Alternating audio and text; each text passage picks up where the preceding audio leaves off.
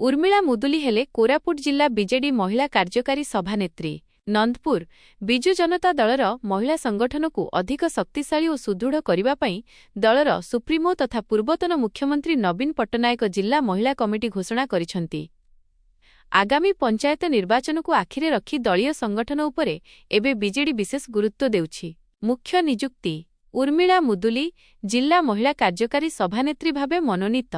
पार्वती मस्ती जिला महिला सभानेत्री भावे निज स्थान बजाय रखिछंती। तृणमूल स्तर में संगठन को मजबूत करने पाई दलीय हाइकमांड उर्मिला मुदुलींक उपरे पुणी थरे भरोसा प्रकट करिछंती। पूर्वरु मध्य से विभिन्न दलीय पदपदवी रे रही निजर दायित्व को सुचारू रूपे तुलाइछंती।